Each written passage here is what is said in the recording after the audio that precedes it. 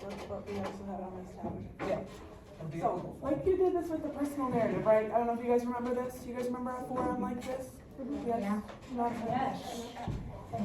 So this is for you to look into your story and see what I have. Do I have sensory details? Do I have dialogue? Am I spacing my dialogue correctly?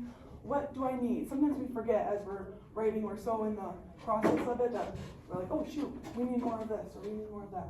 So you fill in your name, last name, I don't know, all that good stuff. So which type of lead did you use in the beginning? What portion of the mythology story? So did you use a dialogue lead? Did you say like, boom, that's like your intro to your whole story? You know, so just checking off that. Why did you choose this lead? So a lot of this is explaining why you did something. That's the most important part. Why did I do this? Everything should have a purpose. All of your dialogue should have a purpose. Shouldn't be really rambling. You know, your story shouldn't be like, hey, what is going on? I'm just reading nonsense at this point. So make sure everything has a purpose. Sometimes the garland makes it freeze. Oh, there you go. There we go. There you go. Sorry.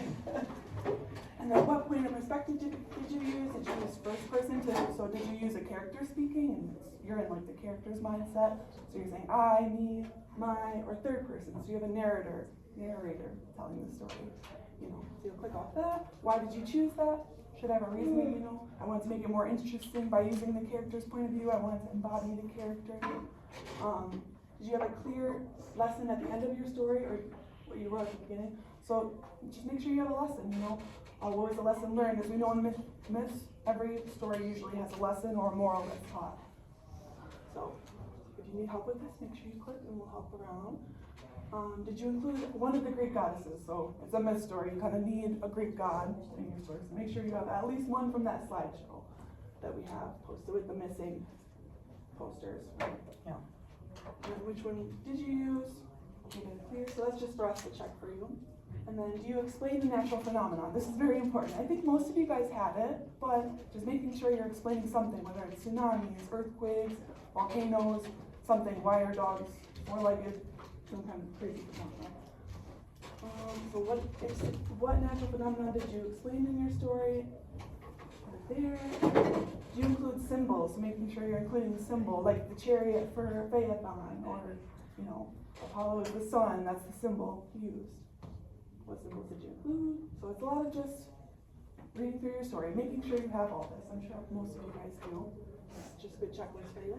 Did you include at least 3 or more sensory details of smell, sight, taste? It's very important.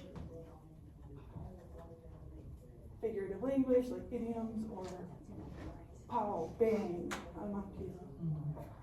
It should sound familiar, hopefully, to what we did with the rubric earlier this week. Yeah, exactly. And we even talked about it with the personal narratives, you know, so this is kind of like a refresher for you guys. And then what would you score yourself? Would you give yourself an A? Would you give yourself a B?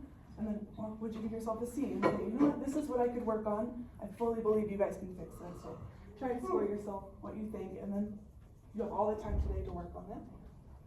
And what do you think you did well? Yeah. Where do you feel like you're at now based on those rubric notes that we did earlier this week? Yeah. And then what do you think you did well producing your text? So you should have something you're proud of, you know, one thing at least. I'm sure you guys all wrote great stories so far. I can't put you right now. You can click more than one for this. And then what do you think you can improve, whether it's dialogue, do you have enough of it, sensory details? Is the lesson good enough? Does it make sense? Or the natural phenomenon? Are you excited about?